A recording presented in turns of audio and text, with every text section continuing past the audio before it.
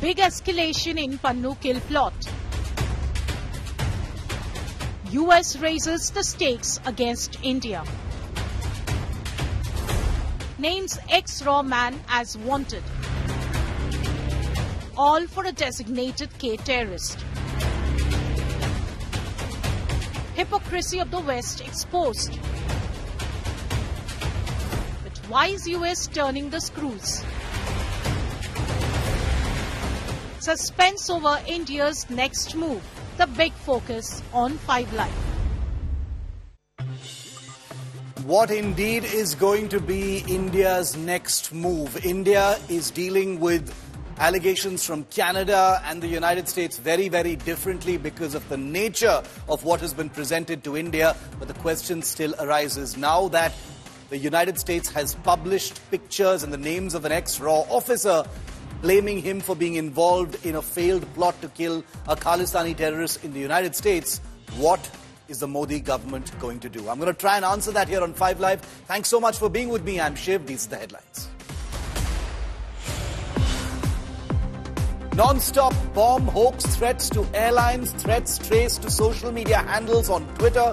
Agencies rope in service providers to confirm source of hoax threats, suspect multiple VPNs used from different foreign countries. Fresh threat to actor Salman Khan, 5 crore rupee ransom sought from the superstar actor. Threat says Salman's condition will be worse than Siddiqui. Amid threat, Salman resumes shoot with beefed up security. We've got a full report on this coming up at 6. Delhi air quality deteriorates. Haze engulfs Delhi, set to get worse. Stubble burning chokes Delhi NCR. Yamuna starts frothing again. Disgusting images from India's capital. Relief for Sadhguru in top court. Supreme Court dismisses plea against Isha Foundation, says cannot malign an institution based on one plea. Chief Justice of India says have doubts if petitioners appearing for a political party. Hamas chief Yahya Sinwar eliminated. Israel Prime Minister says account settled but war is still on. US congratulates Netanyahu, says good day for Israel. I have an exclusive with the man who captured Yahya Sinwar coming up at 5:30 p.m.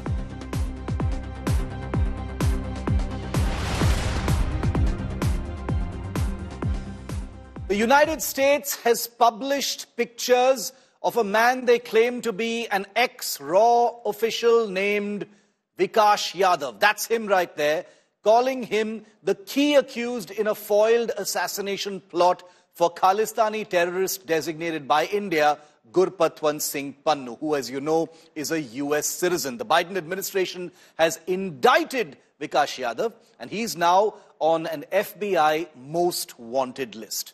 The question now is, what will India's response be? Watch this report. Over 10 months since the probe into the alleged plot to assassinate Khalistani separatist Gurpatwant Singh Pannu kick-started,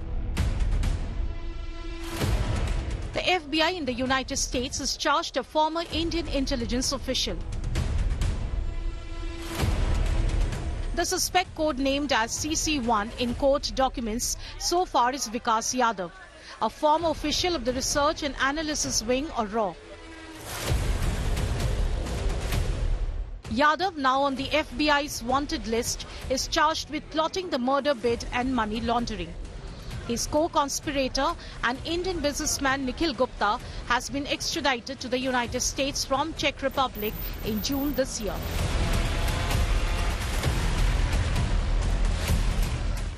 According to the indictment, the murder plot started in May 2023. Yadav allegedly conspired with Nikhil Gupta and used Amanat as an alias. He allegedly hired Gupta to carry out the assassination, who then approached a third person to hire a hitman. But this person was working with the US law enforcement. In June 2023, Nikhil Gupta hired a hitman and paid in advance for the murder. On June 18, Hardeep Singh Nijjar was killed in Canada, and Yadav allegedly sent the co-accused a video of the murder and asked him to kill Pannu immediately. Nikhil Gupta was arrested on June 30th by Czech officials on the request of the United States. And 3 months later, Vikas Yadav was arrested in Delhi but is now out on bail. The Indian government formed a probe panel to investigate the US allegations. The government on Thursday confirmed Vikas Yadav is no longer its employee. The US State Department informing us that the individual who was named in the Justice Department indictment is no longer an employee of the Government of India. Yes, I confirm that he's no longer an employee of the Government of India. The probe into the Kill Pannun plot is clearly ramping up, with India and the United States jointly investigating the charges. Bureau Report, India Today. So there are two notices. This is a story of two notices, viewer. You've got what the United States has put out by its FBI, a wanted notification with a picture of this ex-RAW official Vikas Yadav, saying that he is the key accused in the Pannun plot. And you've got the NIA's notification from a few years ago designating Gurpatwant Singh Pannu as a wanted terrorist, proscribed and designated by India for a variety of different things. There are 22 criminal cases against him in Punjab under the UAPA, and he is formally a designated terrorist. So you've got two notifications. This is a story of two notifications. Gurpatwant Singh Pannu, a man designated as a terrorist by the world's largest democracy and the world's oldest democracy, a good friend of India, currently wants a man they say is a key accused in an attempt by the Indian government to kill a designated terrorist on US soil. This is a complicated matter, much of it happening in the shadows, but let's try and make sense of this. Meera Shankar, very well-known former Indian ambassador to the United States, is live with me. Ms. Shankar, thank you very much for your time and for joining me here on India Today. Welcome. My first question to you, madam, is your assessment, your reading of why the United States has decided to address this entire Pannu issue in public in this manner. One would have imagined, at least in public, for those of us who don't know how it actually works in diplomacy, that this would have been handled quietly. It's a sensitive matter. It's intelligence related, and not out in public through the Department of Justice. How do you read it, ma'am? Well, I think the US is signaling to us that this kind of overreach in covert operations on their soil and on the soil of their allies will not be tolerated. It's very clear that's the signal they are sending. And a public trial by the Department of Justice, I think, is intended to hold India's feet to the fire on this issue. Now, India has its own concerns because it believes that the Western countries have been less than responsive over extremist activities targeting India from their soil. And we would like to make them more conscious of the fact that these activities undermine a fellow democracy. I think the two countries have been discussing this in confidence as well, but once the Indian government had indicated that the gentleman concerned, who's been indicted, is no longer in government service, the US, I think, publicized his name. Yes. And also released details. Till then, I think they were referring to him as CC1.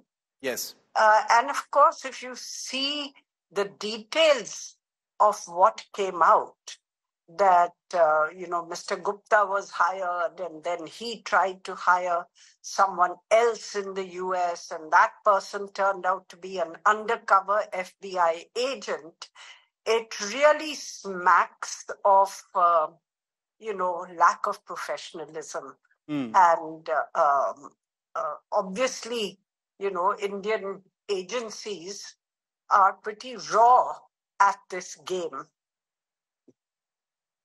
My next question to you, Ambassador Shankar, would be that, we don't know for sure what happened. All we have are the, allegations and the charges made by the United States. And you know this better. This is, after all, a grey world where there's a lot of shadow play going on. And I share your assessment that this, there appears to have been a lack of professionalism. But I return to the question about the fact that at the end of the day, the United States doesn't appear to be responsive at all to India's concerns about Khalistani terrorists, designated terrorists, not just some ambiguous term, operating freely from American soil, issuing very, very direct threats, not anything opaque, things like threatening airliners, announcing bounties on Indian officials, things that are very much considered terrorist-like, even in the US playbook. How does one explain that? Well, I think that it's important for India to work through legal processes in the US, present evidence, make the case. Because quite often the Western agencies come back saying that you made very broad brush accusations. They have to be specific accusations. And they have to be backed by evidence which would stand up in a US court. I give you the example of David Headley. When I was ambassador there was some hesitation initially on the part of the US agencies to give us access to Mr. Headley. And the, surmise in India was that this might have been because he might have been playing a double role as a possible FBI agent as well. But I persisted, and with Attorney General Eric Holder, maybe had 5 meetings with him on the case. Finally, we got permission to get our National Investigating Agency to interrogate him for a week in prison where he was. And in the trial of Tabahur Rana, all these facts came out publicly as evidence in the trial. So I think for the Indian government, it's important to try to pick out which are the most egregious cases, focus on them, build your case in a manner where it will stand in a US court of law and pursue it. Beyond that, I think whenever you go into this whole question of covert operations, I think there is this question of deniability, which has to be an essential element. B, you also have to assess what are the risks vis-a-vis the potential rewards. And given that Khalistan is a completely dead issue in India, I think this was not a very wise thing to have done. I believe because the Indian government has acted to remove the official from RNAW, it might have been a case of overreach or over-adventurousness on the part of somebody who might not have had much experience in the international arena coming from the Central Reserve Police Force. Interesting. Ambassador Shankar, my next question to you would be, how does the Indian government, I'm not asking you to advise them, I'm just saying, since you've been in these positions, I'm asking you, this is an uncomfortable position to be in right now. How does the Indian government navigate it? I mean, there's an FBI notice out there with this man's picture saying, wanted by the FBI. All of the details are out there. The cover has been blown in more ways than one. So what, in your view, are the Indian government's options going forward then? Look, I don't want to preempt whatever options they might exercise, and certainly not on a public platform. Right. But I think the US is stressing that they want accountability. And I think that is where we have to see how we can work through these cases. We've seen in the case of other close allies of the US, for instance, Saudi Arabia, I think they had, very strained relations with Saudi Arabia over the assassination of a Washington Post journalist in Turkey, believed to have been done by Saudi intelligence. But after a couple of years, I think, the relationship was back on even keel. With India, I think the US has tried to insulate the rest of the bilateral relationship, and so has India, from the fallout of this incident. I think if the two countries can work through this in a manner which addresses concerns on both sides, I think we would have achieved something. And in the meanwhile, insulate the rest of the relationship and let that grow. Because ultimately it's the convergence in the Indo-Pacific and the economic relationship, the technological relationship, which will drive how the two countries relate to each other, not an incident like this. It could have really soured relations, but you've seen, for instance, the contract for the Predator drones has just been signed. So it hasn't really been allowed to impact the broader relationship. But I think it's also in India's interest to address this perception that we are going outside the rule of law and taking covert action against US or other Western citizens. Finally, at the end of the day, we may say, but the West does this all the time. There's an asymmetry of power, unfortunately, in the global arena, which we have to recognize. And that's the starting point of any successful policy, to understand the limits of your power. Ambassador Meera Shankar, we'll leave it there. Thank you very much for that comprehensive assessment and helping us really understand what are pretty inaccessible issues to most of us. But this was most helpful. Thank you so much for your time here on India Today.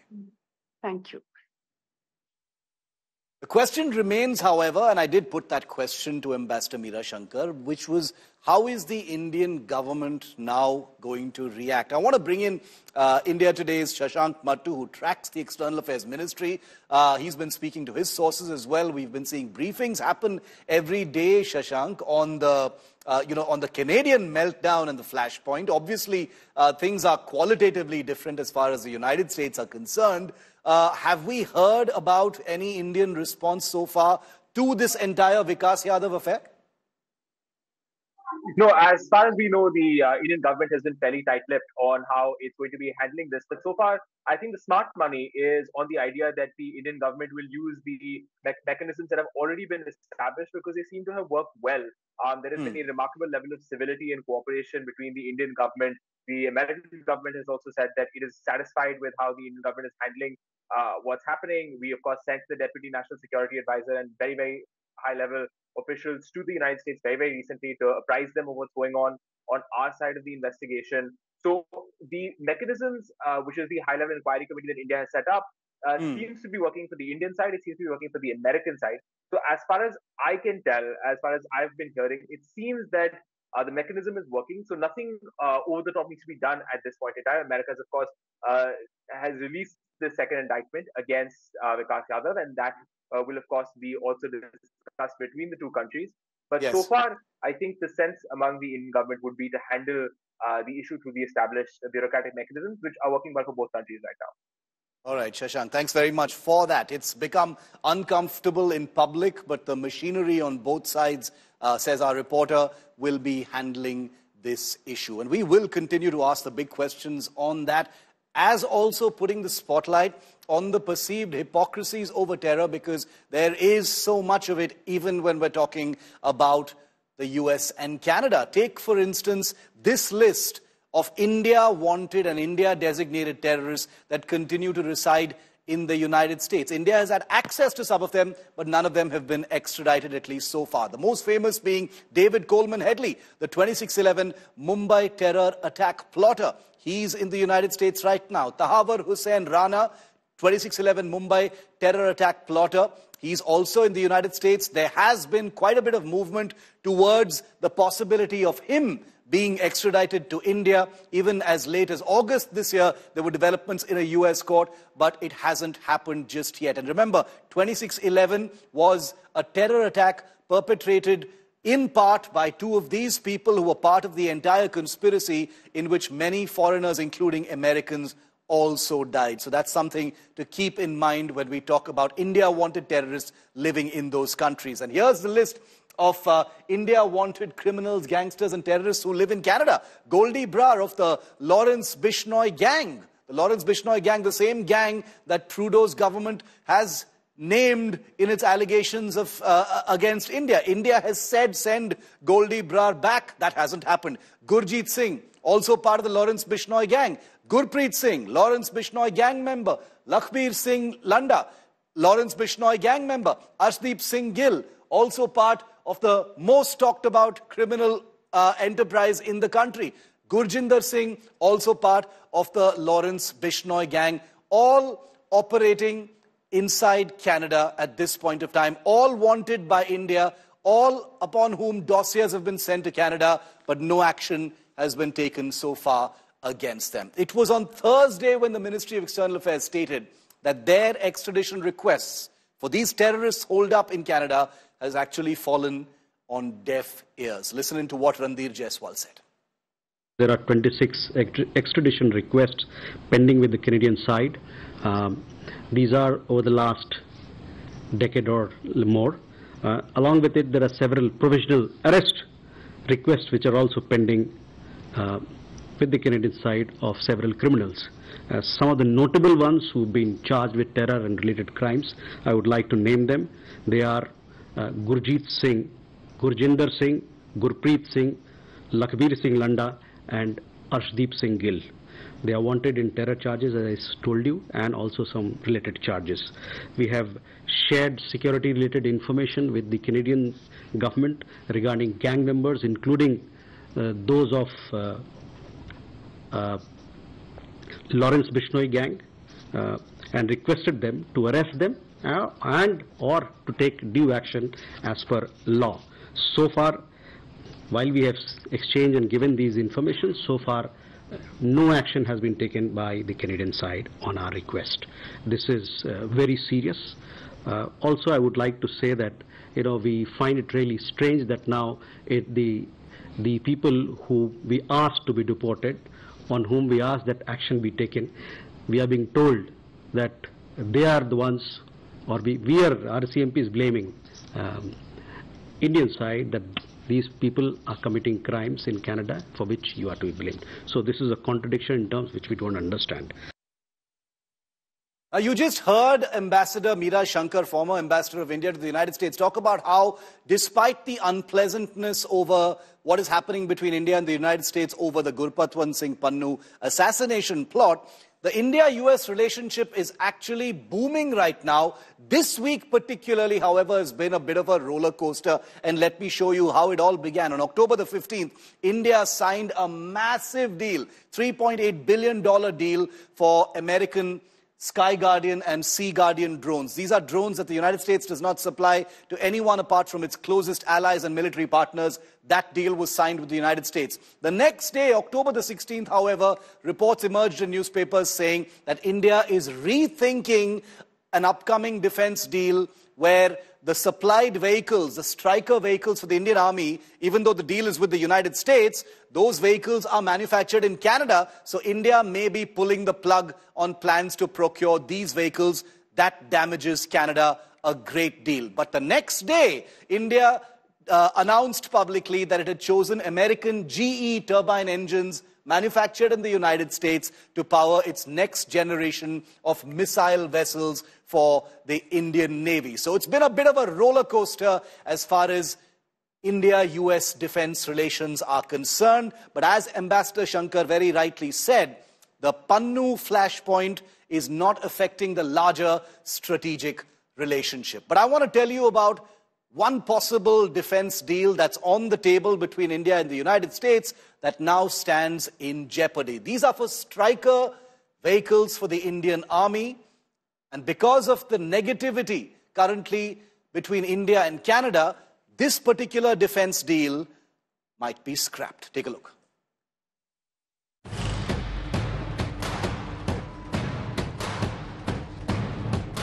The Stryker,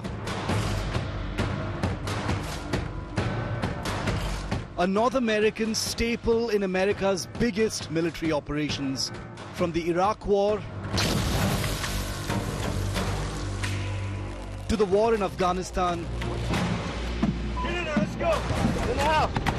from the war on ISIS in Syria to even the Russia-Ukraine war. The Stryker is a symbol of American military presence. And as a part of a deepening relationship, it was revealed that India also had plans to obtain Stryker vehicles for the Indian Army's combat units in Ladakh. The plans surfaced last year, saying India planned to buy and co-produce Strykers in India as part of the Indo-US defense trade relationship. But all that may have hit a wall now. Thanks to Canadian Prime Minister Justin Trudeau. Because while India's Stryker procurement plan is a deal on the table with the United States, the vehicles themselves are built in Ontario, Canada, a country that has just declared a belligerent diplomatic war with India. Canada is a country rooted in the rule of law. Trudeau, who has spent the last year accusing India of having a hand in the killing of a designated Khalistani terrorist, while openly protecting others, is likely to see the Indian Stryker deal evaporate on his watch. After all, why would the Indian government give Canada a multi-million-dollar deal and thousands of manufacturing jobs when the country literally protects India's enemies as part of state policy?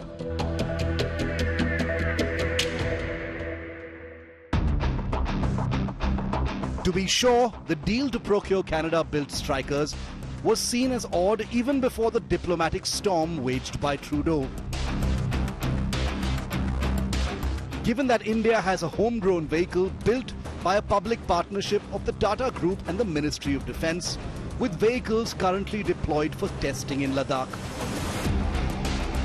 Strykers undoubtedly have more combat experience and time in conflict zones. But Indian defence industry had conveyed its dismay to the government, saying the Stryker deal would harm a homegrown product.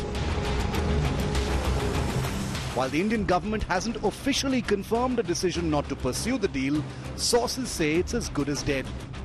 And that makes it the first millions of dollars Canada will be losing thanks to its Prime Minister's campaign against the world's largest democracy. Bureau Report, India Today.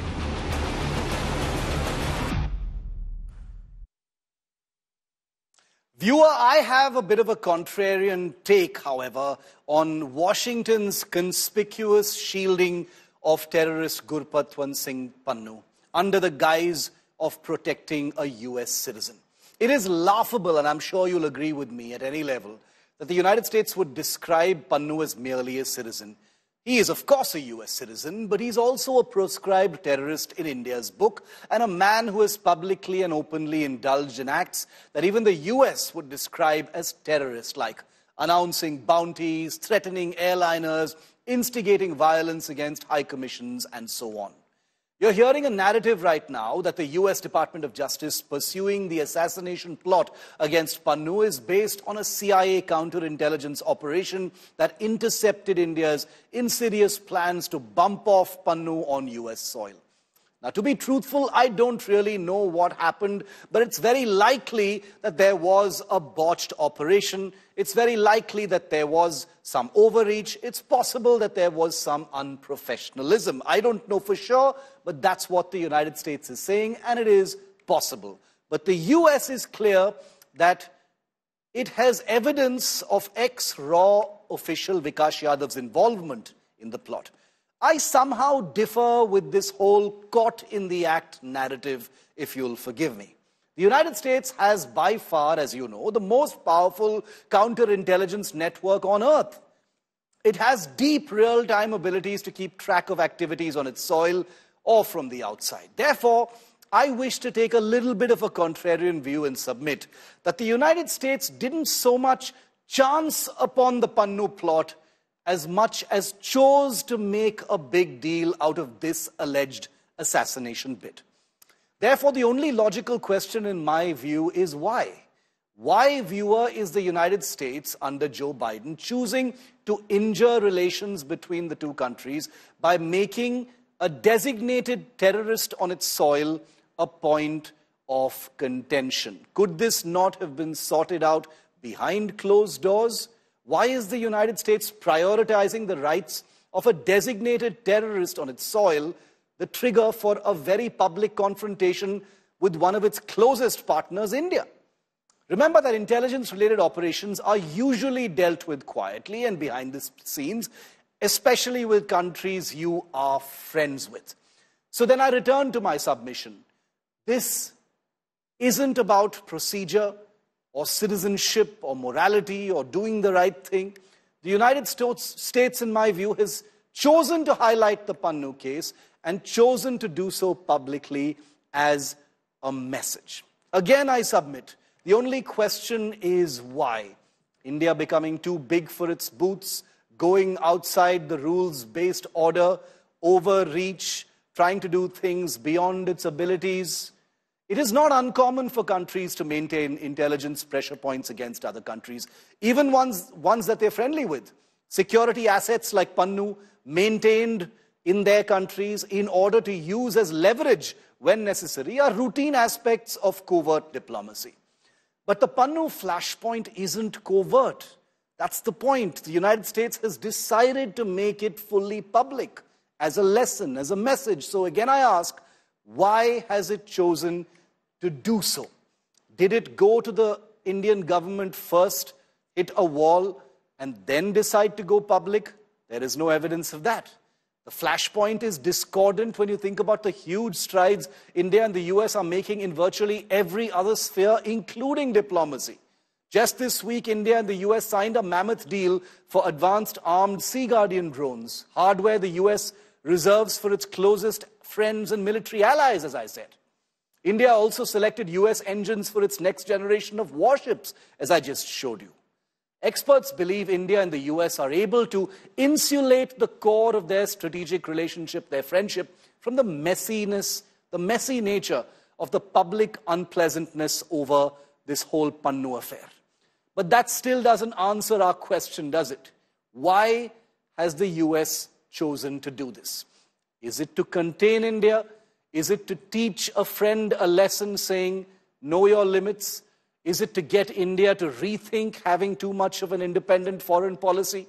Is the US signaling its annoyance at India's continued proximity to Russia and Iran? Is the United States saying that things shouldn't be taken for granted in this friendship? Is the United States signaling that no matter how independent your foreign policy, if things are to progress even further, then you must toe the line? It could be any one of these things, and I have no wish to simplify it, because the question remains, why has this happened? Will there ever be a really clear answer? Most experts believe that diplomacy is a complex issue. It's a multi-layered issue, and that is most definitely true. But when the Pannun flashpoint becomes the public face of the engagement between these two countries, thanks in no small part to the media, because this is happening in public for a reason, one has to question the intentions and one has to question the future of its impact on other very, very strong aspects of the India-US relationship.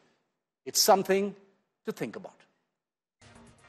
Chief of the Hamas, Yahya Sinwar, was in effect the last of the leadership of the group, the man who had orchestrated and planned the October 7th attack on Israel last year, and these were his final moments.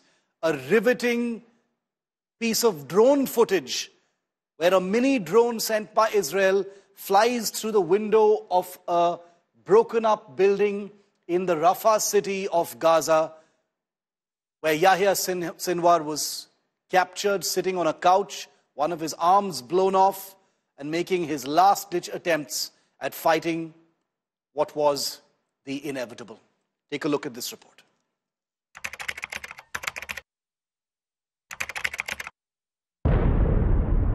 An Israel Defense Forces drone captures a bombed-out building in southern Gaza Strip. The first-person view drone that enters the first-floor window of the destroyed building. It moves from one room to another. There is only dust and rubble everywhere. And then it stops to focus on 3 red sofas that have turned grey in the aftermath of the Israel attack. On the left, a shadowy figure emerges. Its face is covered. His right hand is resting on the arm of the sofa, but the forearm has been blown off. The man is Yahya Sinwar, the political chief of Hamas. As the drone gets closer, it becomes clear that Sinwar, who has clearly been hit in the shelling, is holding a stick in his hand. As the Israel drone approaches him, he flings it over his head at it. The stick misses its target, but the Israel Defense Forces did not. Yahya Sinwar hid in the place where our forces were attacking for a long time. We did not know he was there, but we continued to act with determination. Our forces identified 3 terrorists fleeing from house to house, running. The forces who were in the area attacked the terrorist, who split up after being shot at. Yahya Sinwar ran away alone to one of the buildings. This is how Yahya Sinwar met his end. The operation was reportedly a routine raid that caught Sinwar by chance. Israeli Prime Minister Benjamin Netanyahu declared the score with Sinwar was settled. But this isn't the end of war in Gaza. Yahya Sinwar is dead. He was killed in Rafah by the brave soldiers of the Israel Defense Forces. While this is not the end of the war in Gaza, it's the beginning of the end. To the people of Gaza, I have a simple message. This war can end tomorrow. It can end if Hamas lays down its arms and returns our hostages. The United States applauded the operation, with President Biden personally congratulating Netanyahu. But now's the time to move on.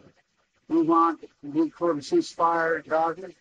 Ensure that we move in the direction that we're going to be in a position to make things better for the whole world. It's time for this war to end and bring these hostages home. The Pentagon clarified that the U.S. played no direct role in the operation, but had provided intelligence and tracking support.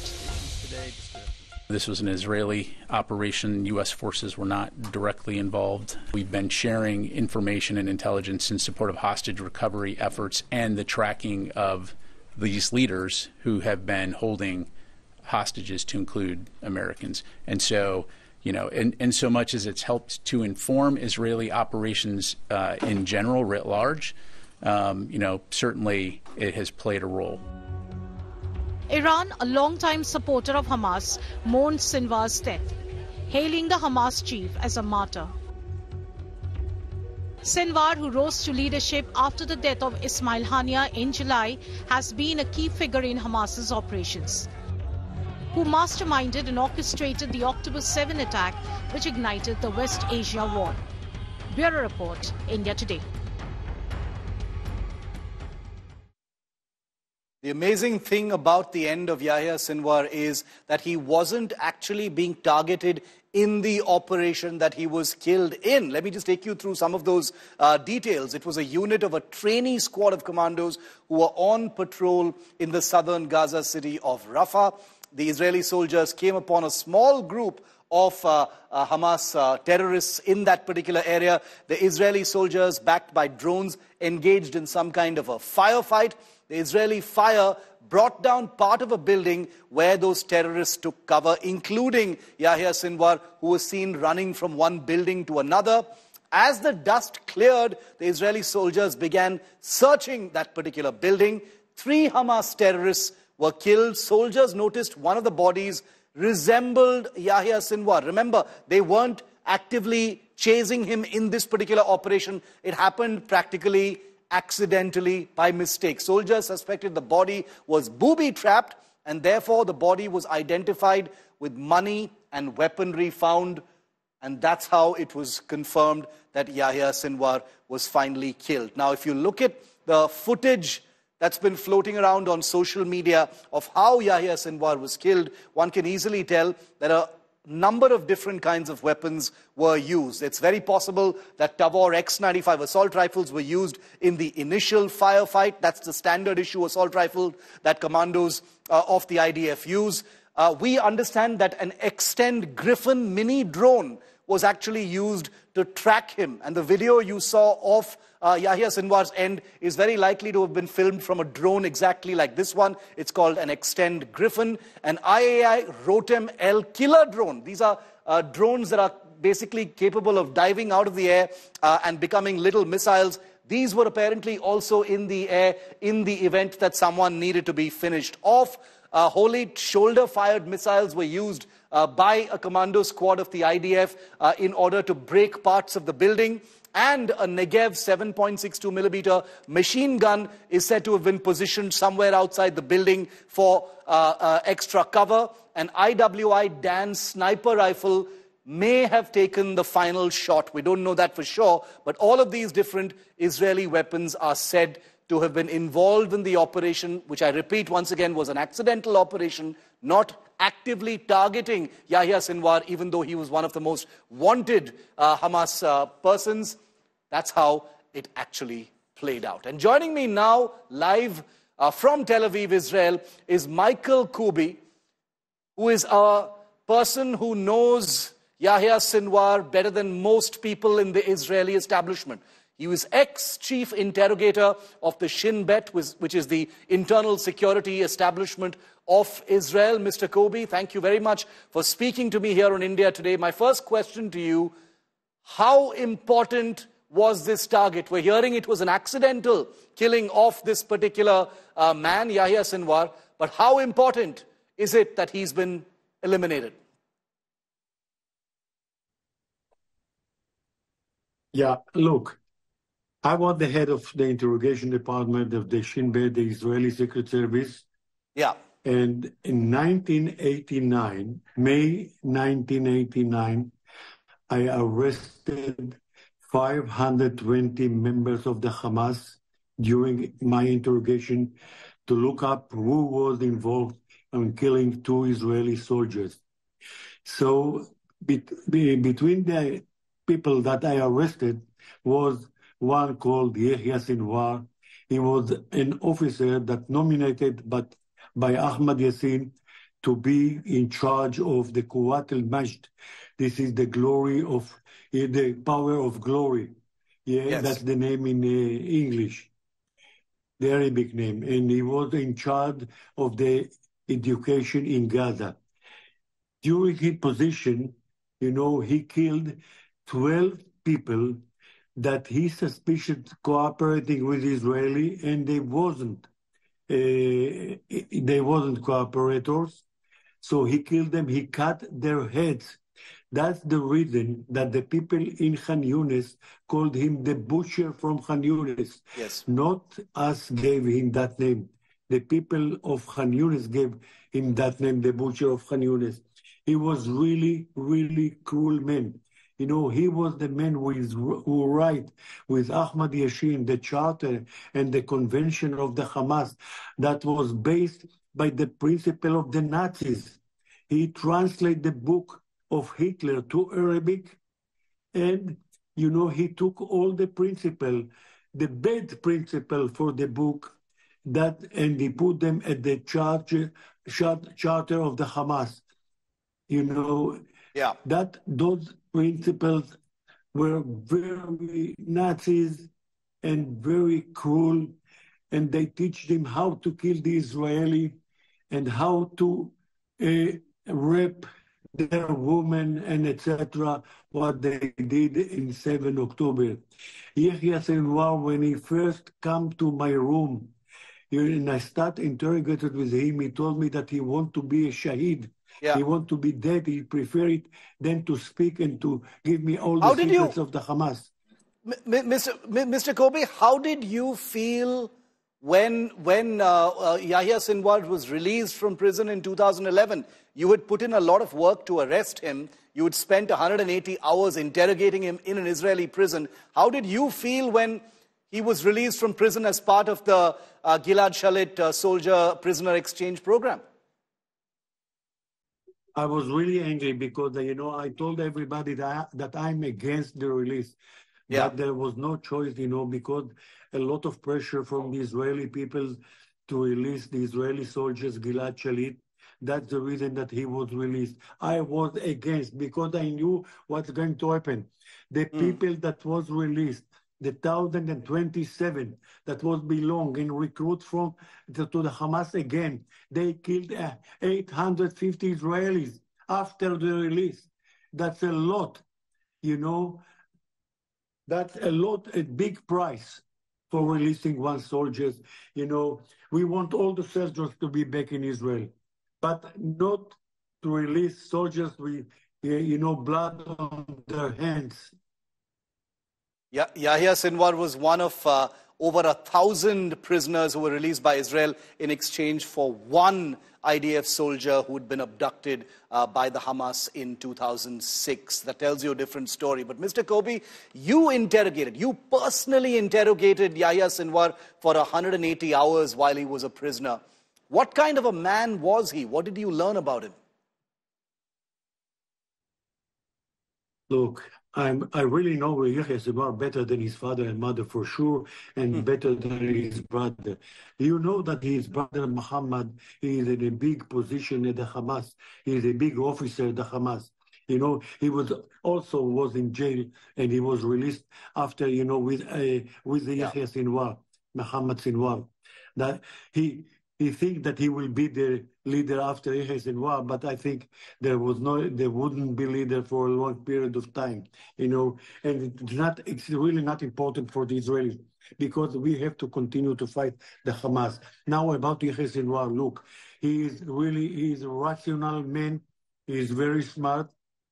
He hated the Israeli and the Jews very, very deep hating. Not only the Jews, also the infidels. And the world must know that we were interrogated the Hamas for the whole world.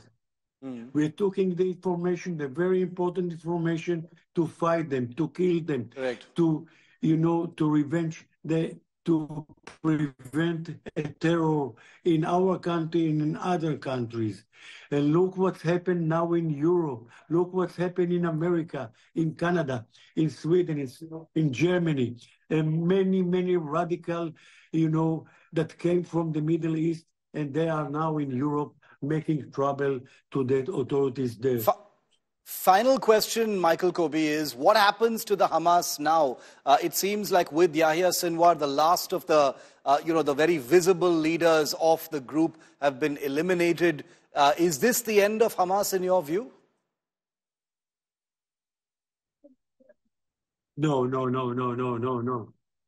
Look, Hamas is now in a very low moral, because killing not only Yahya Sinwar, we killed 25 leaders, officers of the Hamas. We killed also Hassan Nasrallah, and we killed also Ismail Haniyeh, and we killed all leaders in many, many places of the Hamas and Hezbollah. So the moral of those terrorist soldiers are very low. And now is the minute that to ask them to surround it and to come and to give us all the hostages now. And we have to act very fast to bring our hostages to Israel. That's the most important mission for the Israeli state. Benjamin Netanyahu, the Prime Minister, says this isn't the end, but it could be the beginning of the end. Michael Kobe, appreciate your time. Thank you very much for speaking to us here on India Today. Well, it's a wrap here on 5 Live. Thanks for watching. Those stories will be constantly updated both here and on our digital platforms at India Today.